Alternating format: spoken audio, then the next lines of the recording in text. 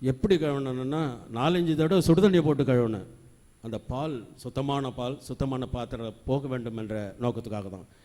இதே போல் தான் புது ரசத்தை புது திருத்தில் தான் வைக்க வேண்டும், பழசில் போட முடியாது.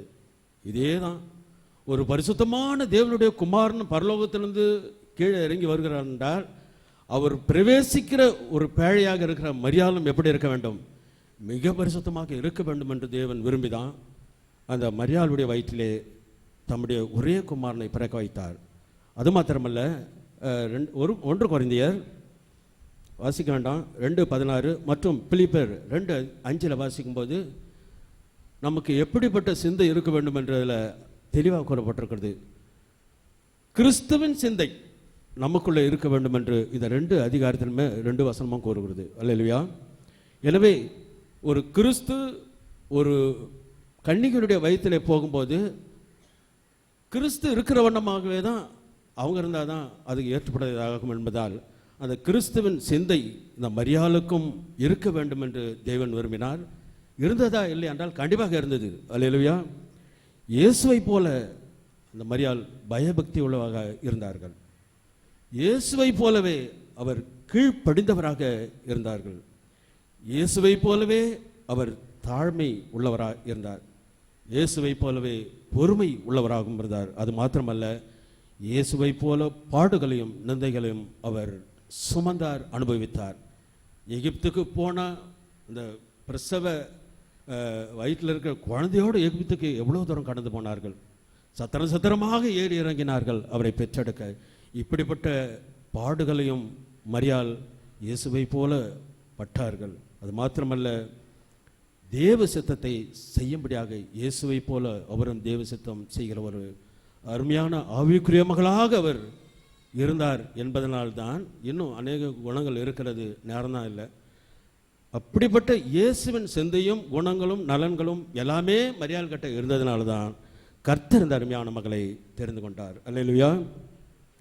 அது மாத்திரமல்ல, இப்படி ஒரு பக்கம் ஒரு அருமையான ஒரு தேவனுடைய சித்தத்தின் பிரகாரம் தெரிந்து கொள்ளப்பட்ட ஒரு மகள் தனக்கு தாயாக வந்து அவருக்கு ஒரு பாதுகாப்பை கொடுக்க இயேசு விரும்பினதனால்தான் அந்த சிலுவையில் இருந்து சொன்னால், ஸ்திரியே அதோ உன் மகன் என்று, ஸ்திரியே அதோ உன் மகன் என்று சொன்னார். பாருங்கள், கடைசி நேரம் எத்தனையோ பிள்ளைகள் இருக்கிறார்கள், போகிறார்கள். கடைசி நேரத்தில் தாயை பற்றி யாரும் கவலைப்படுற மாதிரி இந்த உலகத்தில் தெரியல. தங்களை பற்றியே கவலைப்படுற ஆட்கள் தான் இந்த உலகத்தில் அதிகமாக ஜீவிக்கிறாங்க. ஆனால் இயேசு தன்னுடைய தாயினுடைய எதிர்கால வாழ்க்கை எப்படி இருக்க வேண்டும் என்று விரும்பினதால் அதற்கேற்ற ஒரு ஆளை நியமித்து அந்த மனுஷனத்திலே தன்னுடைய தாயை ஒப்பு கொடுக்கிறார். அதே போல தான் யோவான் கூட ஒரு சாதாரண ஆள் இல்லை. யோவான் கிட்டையே ஆண்டவர் அந்த அம்மாவை ஒப்பு கொடுத்தார். மீதி யாரும் சரியில்லையானா நிஜமாக தான். இயேசுவுக்கு பின் பிறந்த 4 சகோதரர்கள், இன்னும் 2 சகோதரிக்கு மேலே உள்ள சகோதரிகள், இப்படி இருந்தாலும் கூட அவர்கள் முழுக்க முழுக்க இயேசுவை மேசியா என்றும் இவர் பரலோக ராஜ்யத்திலிருந்து வந்தார் என்றும் நம்பலை. அவங்க 6-7 பேருமே நம்பலை. அதனால் இவர்களிடத்தில் தன்னுடைய தாயை ஒப்புவித்தால் தன்னையே நம்பலை.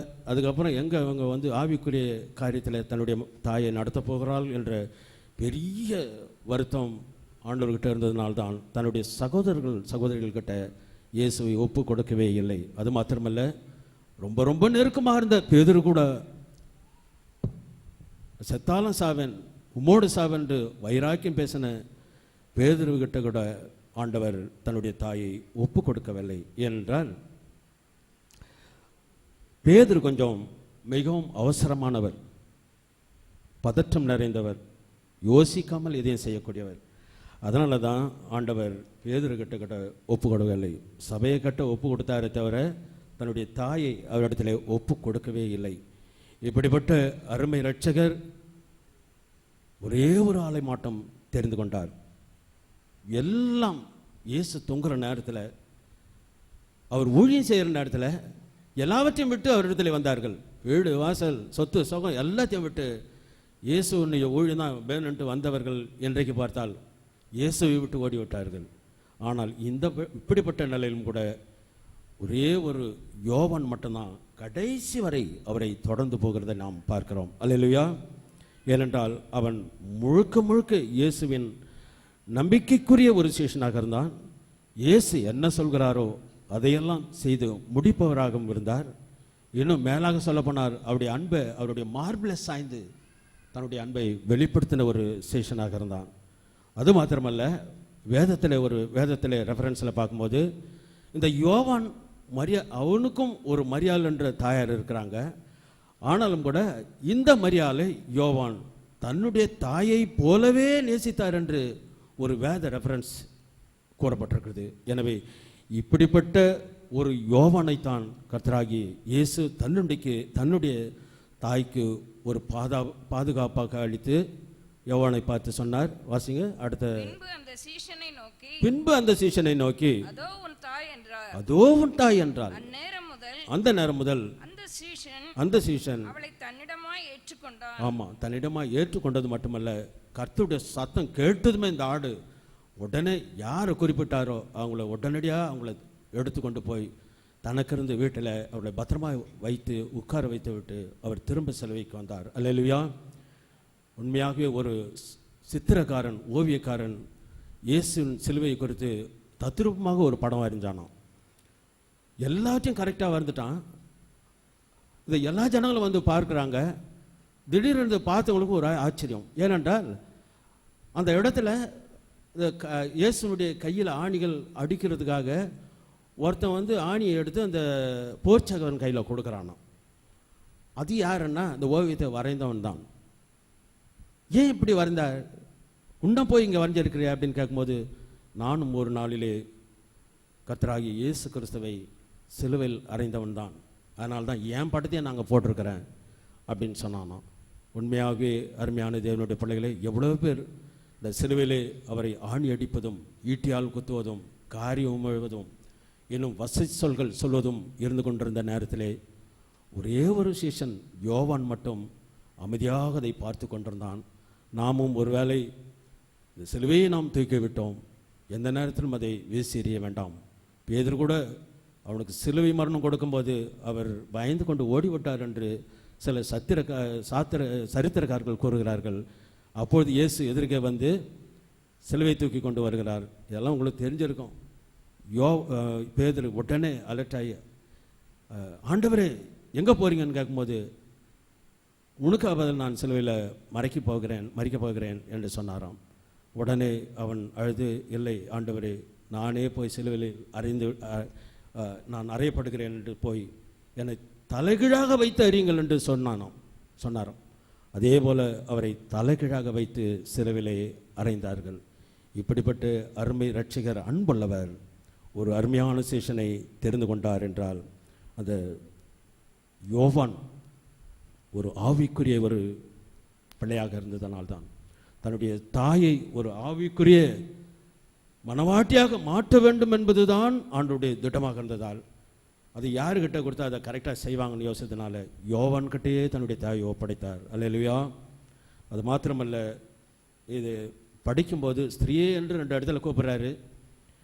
ஆண்டவர் யாரை வேண்டுமானாலும் எப்படி வேண்டாலும் கூப்பிடலாம். அவர் பராமரிக்கவும் தெரியும், அவருக்கு பறித்து கொண்டு போகவும் தெரியும், அவரை கேள்வி கேட்க யாரும் முடியாது. ஆனாலும் கூட தேவனுடைய வார்த்தைகள் ஸ்திரீயே என்று சொன்னது தன் ஒரு சிருஷ்டிகர் என்றும் மரியாள் ஒரு சிருஷ்டியாகவும் அந்த நேரத்தில் மாறுதனால்தான். அல்லேலூயா. அவர் ஊழியத்துக்கு வருகிறவரே அவருக்கு மகனாக தான் இருந்தார். ஆனால் ஊழியத்துக்கு வந்த பிரகாரம் இவர் ஒரு சிருஷ்டிகராகவும் மரியாளை ஒரு சிருஷ்டியாகவும் எல்லா பெண்களையும் போல தான் அவர் பார்க்க நேர்ந்தது. ஆனாலும் கூட நம்முடைய இரட்சகர் அவருக்கு ஒரு பெரிய ஒரு பாதுகாப்பை கொடுத்து அவரை உயர்ந்த அடைக்கலத்துக்கு கொண்டு போகும்படியாக அவர் அருமையான மகளுக்கு ஒரு பாதுகாப்பை யோவான் மூலமாக கொடுத்தார். அது மாத்திரமல்ல, ஆண்டவர் சொன்னார், அதோ உன் தாயின்னு தான் சொல்கிறார். இன்னைக்கு எல்லா மரியா சிலையிலையும் கீழே பார்த்தா அப்படி இல்லை வசனம். எப்படி இருக்கு? இதோ உன் தாயின்னு இருக்குது. நல்ல வேலை இதோ என் தாயின்னு போடாமல் இதோ உன் தாயின்னு போட்டிருக்காங்க. தான் சிருஷ்டிகா இருக்கும் வரை யாருமே இதற்கு மிஞ்சி போய் மனுஷனை உயர்த்துவதற்கு அவருக்கு பிரியமில்லாத காரியமாக இருந்தது. மனிதர்கள் எப்படியாவது அந்த அம்மாவை கொண்டாடட்டும், ஆனாலும் கூட அவர் ஒரு ஆவிக்குரிய விஷயத்தை நமக்கு கற்றுக் கொடுக்கும்படியாகவே உண்டான மெய்தேவனாகி இயேசு கிறிஸ்துவை விசுவாசிப்பதே நல்லது என்று சொல்லும்படியாக தான் அவர் யாரையுமே தன்னுடைய ஈடாக நினைக்கவில்லை, யாரையுமே சொல்லவில்லை. அதனால்தான் ஸ்திரீ என்று கூப்பிட்டார். இப்படிப்பட்ட அருமை ரட்சகர் தன்னுடைய தாய்க்கு ஒரு பாதுகாப்பை கொடுத்துவிட்டு நிம்மதியாக சிலுவிலே அவர் தொங்கிக் கொண்டிருக்கிறார். ஒரு பெரிய மகிழ்ச்சி அவருக்கு, தன்னுடைய தாயை சரியான இடத்துல சேர்த்து விட்டோமே என்ற ஒரு நம்பிக்கை. நான் கூட இந்த சபைக்கு வர வேண்டிய காரணமே இல்லை, என்னுடைய தாய் தான் என்னை கையை பிடிச்சு வந்து இழுத்து கொண்டு வருவார்கள் வாலிப பிரயாயத்தில். ஏனென்றால் நான் ஆவிக்குரிய ஜீவித்தை எழுந்து போகிறேனோ என்ற ஒரு வருத்தம் தான். என்னுடைய அம்மா முதல்ல இங்கே வந்தாங்க. அதனால் என் மேலே ரொம்ப பாசமாக இருந்ததுனால, எல்லாரையும் விட என் மேலே நேசம் அதிகமாக இருந்ததுனால தான் என்னை கையோடு கொண்டு இங்கே வந்து உட்கார வைப்பார்கள். அதுபோல தான் இயேசுவும் எல்லாவற்றுக்கும் மேலாக தன்னை பெற்ற தாய்க்கு அவர் உதவி செய்வராக இருந்தார். ஒரு சாக்ரட்டிஸ் என்ற ஒரு பெரிய தத்துவ ஞானி இருந்தான்.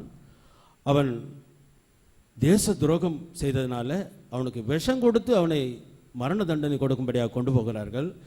அப்படி போகும்போது மரணத்துக்கு அவர் இடையே தான் போகிறார். ஆனாலும் குறுக்கே அவருடைய மனைவி ஒரே கத்த ஆரம்பிச்சிட்டாங்க. ஐயோ, நான் எப்படி உங்களை விட்டு இருப்பேன்ட்டு ஒரே அலறல், ஒரே கத்து. உடனே சாக்ரட்டிஸ் சொன்னார், உடனே அந்த அம்மாவை எங்கேயாவது தூக்கிட்டு போங்க அப்படின்ட்டு சத்தம் போட்டார். அந்த அம்மாவை கொண்டு போன பேர் அவர் விஷத்தை கொடுத்து அவர் மாண்டு போயிட்டார். ஆனால் நம்முடைய இரட்சகர் கண்ணீரோடு கவலையோடு இருக்கிற மரியாதை பார்த்து அப்படியே விட்டு போகவில்லை. அவருக்கு ஒரு பெரிய பாதுகாப்பை கொடுத்து விட்டு தான் சென்றார் என்று நாம் வேதத்திலே வாசிக்கிறோம். அவர் சமாதானமாக சந்தோஷமாக தன்னுடைய பணியை முடித்து தன்னுடைய தாயாருக்கு செய்ய வேண்டிய கடமை 10 கற்பனையிலே ஒன்று, உன் தகப்பனையும் தாயும் கனம் பண்ணுவாயாக என்ற அருமையான கட்டளையை அவர் நிறைவேற்றி முடித்து நமக்கும் ஒரு முன்மாதிரியாக அவர் தன்னுடைய சிலுவை பயணத்தை முடித்தார். அல்லேலூயா. அது மாத்திரமல்ல, கல்வாரியில் பாடுகளை அனுபவித்துக் கொண்டிருக்கிற போதிலும் கூட வேத கட்டளை கற்பனைகளை அவர் கொஞ்சம் கூட விடவே இல்லை. தாயின் தகப்பனை கனம் பண்ண வேண்டும் என்ற ஒரு கற்பனையை அவர் விடவே இல்லை. அதனால்தான் தாய்க்கு செய்ய வேண்டிய எல்லா காரியத்தையும் அவர் செய்து முடித்தார். சமாதானத்தோடு தன்னுடைய ஜீவனையும் கொடுத்தார். நாமும் கூட இந்த இயேசுவை முன்மாதிரியாக வைத்து தாய் தகப்பனை மாத்திரம் இல்லை, நம்மை நடத்துகிற ஊழியக்காரர்களையும் கூட, நம்மோடு கலந்து உறவாடுகிற சகோதரியும் கூட நாம் கனப்படுத்த வேண்டும். நாம் அவர்களை நேசிக்க வேண்டும். நம்மளுக்கு செய்ய வேண்டிய காரியங்களை கட்டளைகளை கை கொண்டு நாம் எல்லோருக்கும் சமாதானத்தை கொடுக்க வேண்டும் என்று தேவன் விரும்புகிறார். எனவே ஒரு நாள் வெளிப்படுத்தின விசேஷம் 9ஆம் அதிகாரம் 7ஆம் அதிகாரம் 9ஆம் வசனத்தில் எல்லோரும் கைகளிலே குருத்தோலைகளை பிடித்து கொண்டு பாடுகிற சத்தம் கேட்கிறது என்று எழுதப்பட்டிருக்கிறது. போன வாரம் ஐயா சொன்னார், குருத்தோலை பண்ணி ஓசனன்னு பாடினார்கள். ஆனால் ஏன் பாடினார்கள் அவர்கள்? இவர் ராஜாவாக வருவார், இவரிடத்தில் நாம் நல்ல நன்மைகளை பெற்றுக்கொள்ளலாம். 5 அப்பம் 2 மீன், 7 அப்பம் 2 மீன், 5 அப்பம் 2 மீன், இப்படி 7 அப்பம் 5 மீன், இப்படியாக இதிலெல்லாம் அதிகமாக ஆகி கொடுக்கிறாரு. சாப்பாடு இலவசமாக கிடைக்கிறது, சுகம் இலவசமாக கிடைக்கிறது. எனவே இவரை நாம் ராஜாவாக வேண்டும் என்று தான் அவரை ஓசன்னா என்று பாடி ராஜா என்று சொன்னார்கள் என்று அழகாக சொன்னார்கள். ஆனால் நாம் அந்த ஓசன்னா பாடி அந்த ராஜாவை காணவில்லை. போன வாரம் பாடினோம், அவரை காணாமலே தான் விசுவாசத்தில் பாடினோம். ஆனால் ஒரு நாளிலே பரலோகத்திலே அதே ராஜாவாக அவரை பார்த்து குருத்தோலைகளை பிடித்து கொண்டு நாம் அவரை நோக்கி பாடப்போகிறோம். அதுக்கு முன்னால் இந்த பூமியிலே நாம் செய்ய வேண்டிய காரியங்கள், அவருடைய கட்டளையை கை கொண்டு நாம் வாழ வேண்டும். அல்லேலூயா. போன வாரம் பாடின பாட்டு தான், ஒரே லைன் மட்டும் பாடி முடிப்போமா? கட்டளையை கை கொண்டு புறப்படுவோம் நாமும். பாடலாமா? கட்டளை கை கொண்டு புறப்படுவோம் நாமும், பூமியின் கடைசி வரை சுவிசேஷம் கூறிடுவோம். கட்டளை கை கொண்டு நாமும் பூமியின் கடைசி வரை சுவிசேஷம் கூறிடுவோம். போதும் போதும். கட்டளை கைக்கொள்வோம், சுவிசேஷம் அறிவித்துவிடும், சாட்சி அறிவிப்போம். கர்த்தர் வசனங்களை ஆசீர்வதிப்பாராக.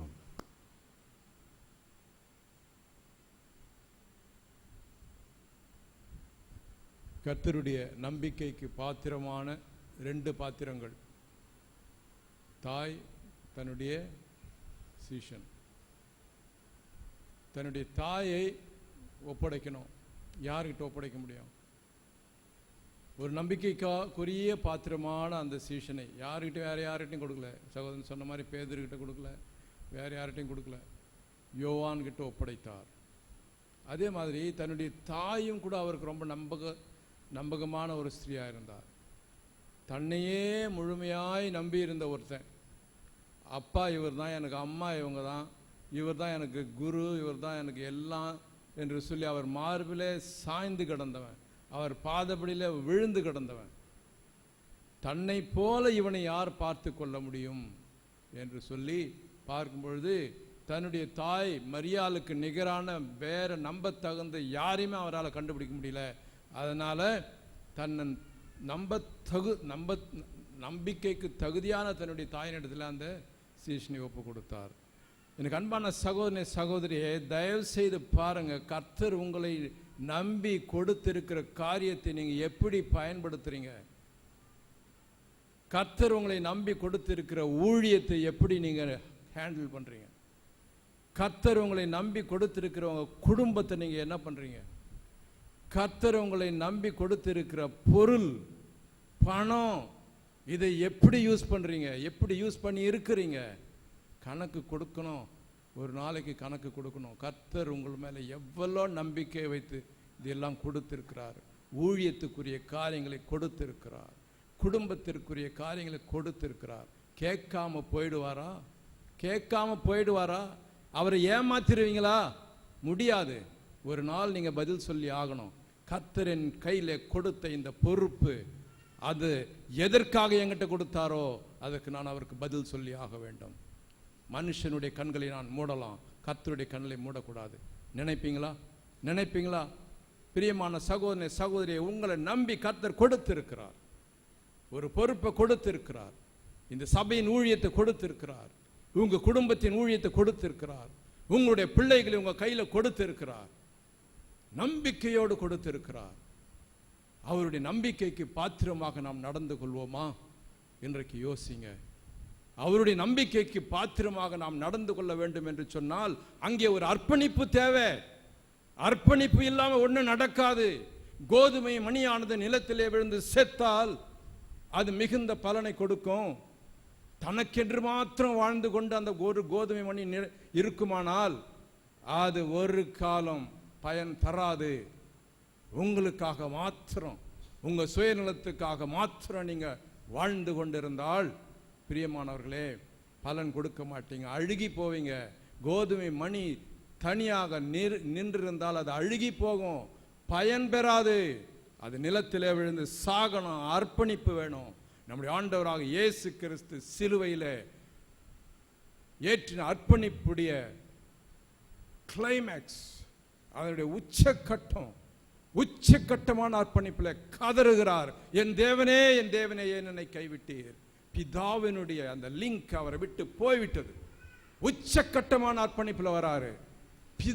அவரோடு பிதாவை விட்டு பிரிந்ததே கிடையாது. அந்த பிரிவு ஒரு செகண்ட் இருந்திருக்கலாம், ஒரு நிமிஷம் இருந்திருக்கலாம், அவரால் தாங்க முடியல. அந்த அர்ப்பணிப்புடைய உச்சக்கட்டத்தை பற்றி இப்ப அடுத்த சகோதரன் நமக்கு பேச வருகிறார். சகோதரன் டேனியல் பேச போறார். லோகத்தின் பாவம் சுமந்து தீர்த்து தேவ ஆட்டுக்குட்டியானவர் பவனிவான பலியாய் தம்மை பூரணமாய் அளித்தார். என் தேவனே என் தேவனே ஏன் என்னை கைவிட்டீரோ என்று பிதாவே உம்மோகம் காணேன் என்று கதறினார். என்று பிதாவே உம்மோகம் காணேன் என்று கதறினார்.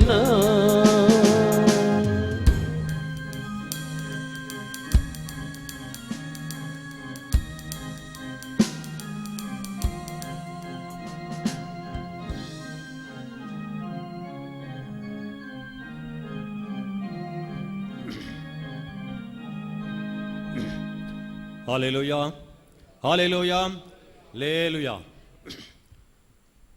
கர்த்தாவே உம்மை ஸ்தோத்திரிக்கிறோம். ஆண்டவரே உம்மை துதிக்கிறோம். ஆண்டவரே ஆண்டவரே கர்த்தாவே சிலுவிலே மரித்து ஆண்டவரே கர்த்தாவே தொங்கின அந்த நாளிலே நாங்கள் இதை நினைவு கூறும்படியாக வந்திருக்கிறோம். கர்த்தாவே ஆண்டவரே கர்த்தாவே என் தேவனே ஏன் என்னை கைவிட்டீர் என்று சொன்ன அந்த வார்த்தையை இந்த நேரத்திலே ஆண்டவரே கர்த்தாவே தியானிக்கும் போது கர்த்தாவே நீர் உதவி செய்வீராக.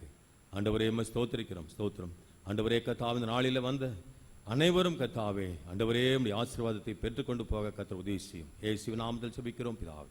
ஆமென்.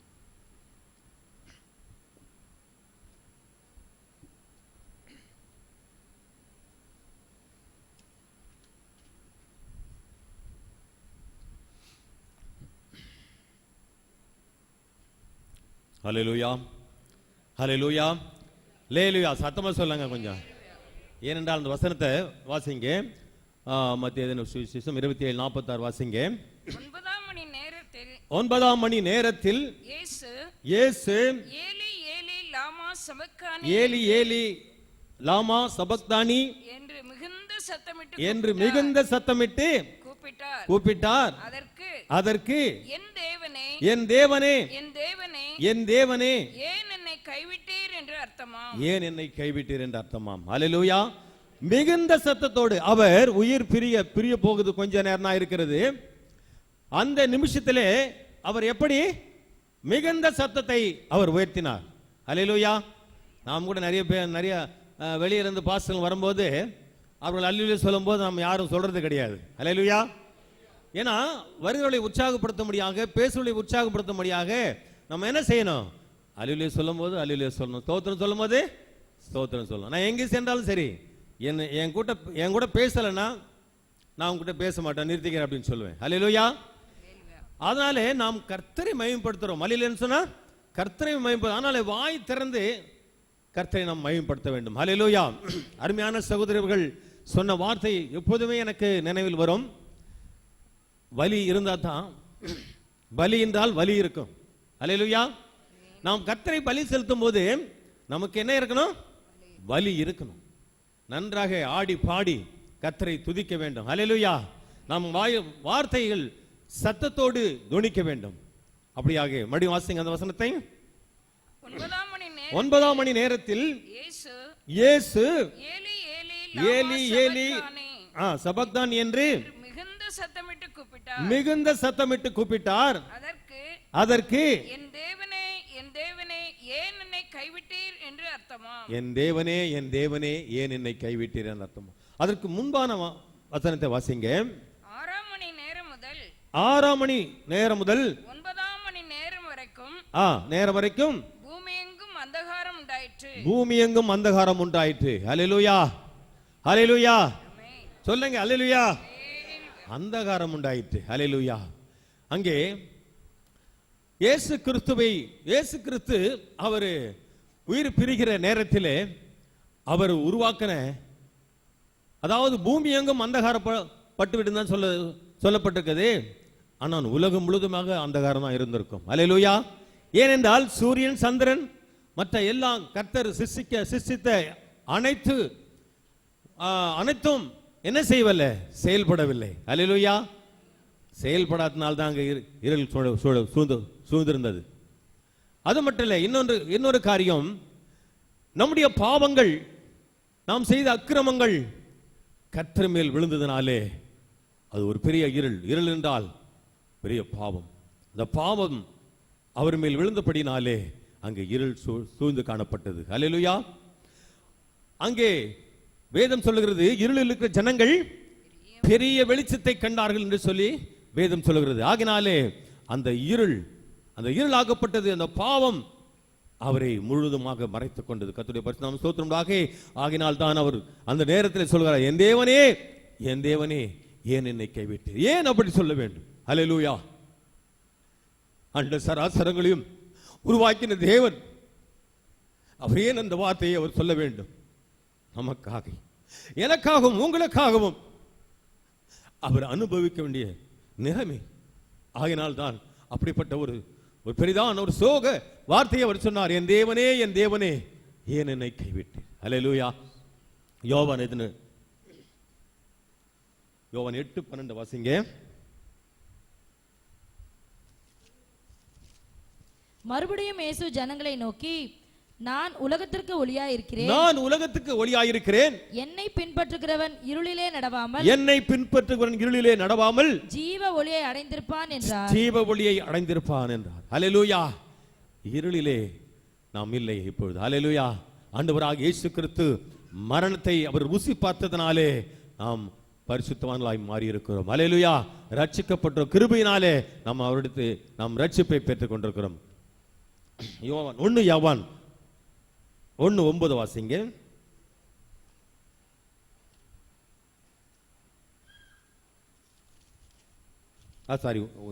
யோவான் 1:9. உலகத்திலே வந்து எந்த மனுஷனையும் பிரகாசிப்பிக்கிற ஒளியே அந்த மெய்யான ஒளி. அவர் உலகத்திலே இருந்தார். உலகம் அவர் மூலமாய் உண்டாயிற்று. உலகமோ அவரை அறியவில்லை. அறியாததினாலதான் ஆண்டவராகிய இயேசு கிறிஸ்துவை சிலுவிலே அறையப்பட்டார்கள். ஹல்லேலூயா. ஹல்லேலூயா. சொல்லுங்க ஹல்லேலூயா. ஆகினால்தான் அவர் நமக்காக சிலுவை மரத்தை அவர் அடைந்தார். ஹல்லேலூயா. பாருங்க, கைவிட்ட என் தேவனே ஏன் என்னை கைவிட்டீர் என்று சொன்ன அந்த வார்த்தைக்கு வேதத்திலே கைவிடப்பட்டவருடைய நிலைமையை நாம் பார்க்க போகிறோம். ஆதியாகமம் 37:10 வாசிங்க.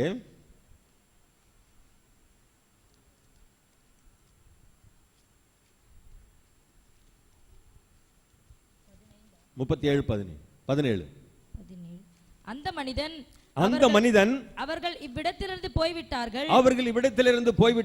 தோத்தானுக்கு போவோம் என்று அவர்கள் சொல்ல கேட்டேன் என்றான். அப்பொழுது யோசேப்பு தன் சகோதரரை தொடர்ந்து போய் அவர்களை தோத்தானிலே கண்டுபிடித்தான். அவர்கள் அவனை தூரத்தில் வர கண்டு அவன் தங்களுக்கு சமீபமாய் வரும் முன்னே அவனை கொலை செய்யும்படி சதியோசனை பண்ணி ஒருவரை ஒருவர் நோக்கி இதோ சொப்பனக்காரன் வருகிறான். நாம் அவரை கொன்று இந்த குழியில் ஒன்றிலே அவனை போட்டு ஒரு துஷ்ட மிருகம் அவனை பட்சித்தது என்று சொல்லுவோம் வாருங்கள். அவனுடைய சொப்பனங்கள் எப்படி முடியும் பார்ப்போம் என்றார்கள். ஹல்லேலூயா. அடுத்த வசனம் அது இன்னொரு ஒரு சகோதரன் மனசு மாறி சொல்றான். 21. ரூபன் அதை கேட்டு அவனை அவன் கைக்கு தப்புவித்து அவனை அவன் தகப்பனிடத்துக்கு திரும்பவும் கொண்டு போக மனதுள்ளவனாய் அவர்களை நோக்கி அவனை கொல்ல வேண்டாம். நீங்கள் ரத்தம் சிந்தலாகாது. நீங்கள் அவன் மேல் கை வையாமல் அவனை வனாந்திரத்தில் உள்ள இந்த குழியிலே போட்டு விடுங்கள் என்று சொல்லி விதமாய் ரூபன் அவனை அவர்கள் கைக்கு தப்புவித்தார். பாருங்க, எவ்வளவு ஒரு கரிசனை. அங்கே மற்றவர்கள்லாம் அடிச்சு போட்டலாம், சாகடிச்சு போட்டு கொன்று போட்டலான்னு சொல்லும் போது இவர் அவருக்காக ஒரு மனசாப்பட்டு அப்படி சொல்றாரு. அதுக்கப்புறம் பாருங்க 25வது வசனத்தை வாசிங்க. பின்பு அவர்கள் போஜனம் பண்ணும்படி உட்கார்ந்தார்கள். அவர் தங்கள் கண்களை ஏறெடுத்த போது இதோ கீலேயாத்திலிருந்து வருகிற இஸ்மவேலருடைய கூட்டத்தார் கண்டு அவர்கள் எகிப்துக்கு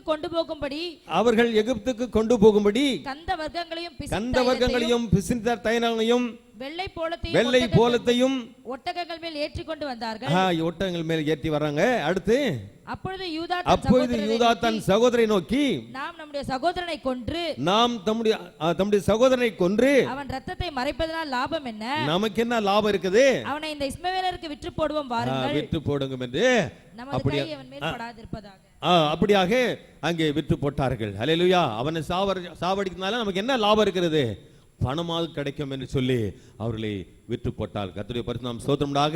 அப்படியாக அந்த குடியிலே அவன் கைவிடப்பட்ட நிலைமையிலே இருந்தபோது ஆண்டவராக இயேசு கிறிஸ்து கர்த்தர் அவனை அந்த ரூபன் மூலமாக இன்னொரு இடத்துல விற்கும்போது அவன் பார்வனுடைய ராஜாவிடத்திலே அதிபரிடத்திலே பெரிய ஒரு ஸ்தானத்திலே அவன் உயர்த்தப்பட்டான். கர்த்தருடைய பரிசுத்த நாமம் ஸ்தோத்திரமாக. நேரம் போதாது. ஆதியாகமம் 21